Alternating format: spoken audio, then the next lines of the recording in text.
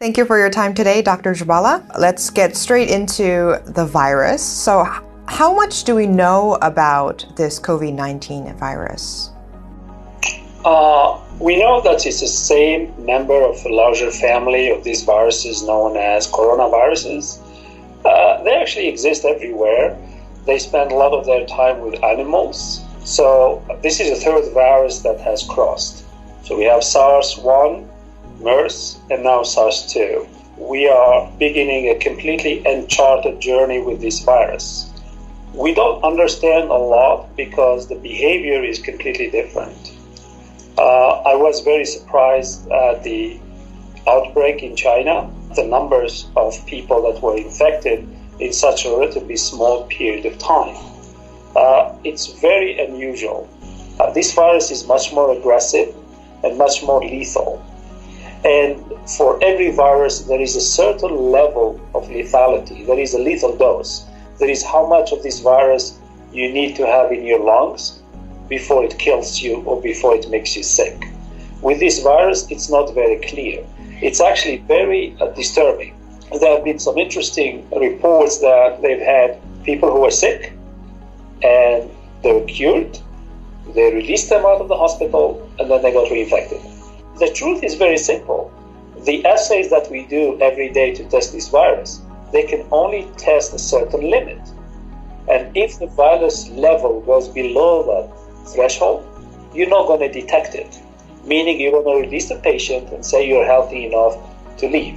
What I find alarming is we are releasing all these patients, telling them they are virus-free, and they go back to the community.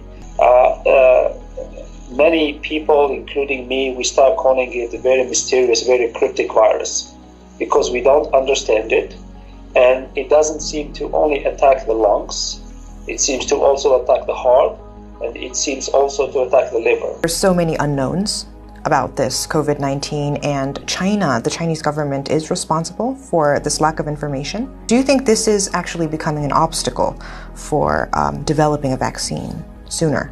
China is not forthcoming with a lot of this information. This information is coming in different bits and pieces, and I think there are some fantastic people around the world that are spending time dissecting that information and putting it together. It's not so much for developing a vaccine, but to study the trajectory of where this virus is going. Right now, we're in the middle of a storm, and a vaccine is not going to help. Even if we have a vaccine today, it's not going to help. I think people don't realize that vaccines don't work for every individual that gets the vaccine. Vaccine is a preventative thing. Vaccine is really helping your immune system to kickstart. Your immune system is really what protecting you. The vaccine is just helping, pointing to the immune system where to go. The information that we're lacking from China is about one individual, patient zero. The case in Italy, the cases in Iran, we have few cases in the United States, especially on the west coast of America, where we can't link that fingerprint to the virus from Wuhan. So without that information of that patient zero in Wuhan, it's really, we are in a bad situation to understand where this virus is going. So that information will be really critical for us to understand the evolution of this virus.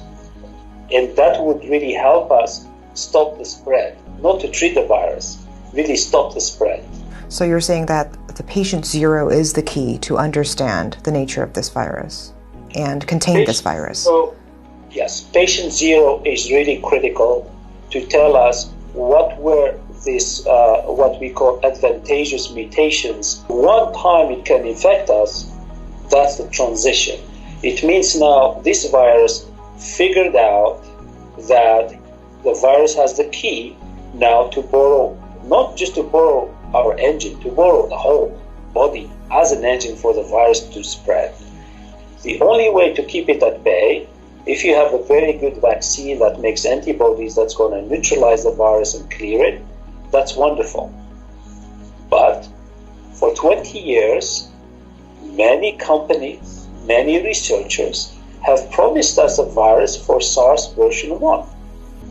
And we are in 2020 and this vaccine doesn't exist. Many reasons. One is there is no more threat, so everybody forgets about it. Two, they have tried and they have identified difficulties that these viruses are not amenable to a vaccine.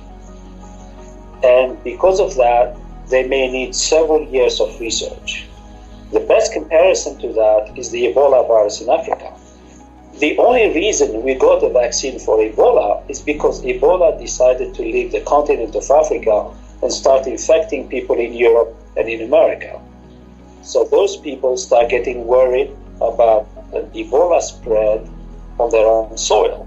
And that was the push for government funding to get those vaccines done. Companies will not make vaccines if there is no one to buy it.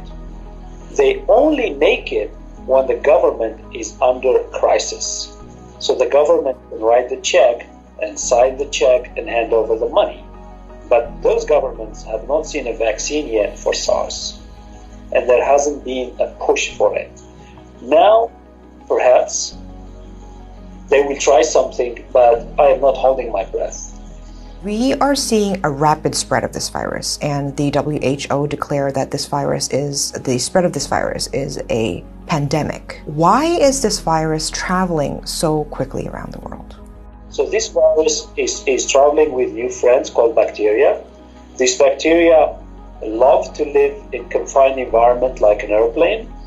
They live on the hard surfaces, they live on the soft surfaces. We, as an unaware patients, we're going to sit on that seat on the plane, we're going to touch everything, we're going to read the magazine that 200 people read it before, and each time somebody touches the magazine, we leave some bacteria in there. And as soon as those people land in Italy, as an example, and get out of the airport, now they're going to spread this thing everywhere. But as soon as you get into a patient who are in the higher category of age and have underlying diseases, you start the factory. But the virus that woke up in Italy is much more aggressive than the one who left the plane from China. Mutations. And now it's much more aggressive that what's going on in Italy today, we can plot it on an exponential curve. It's scary.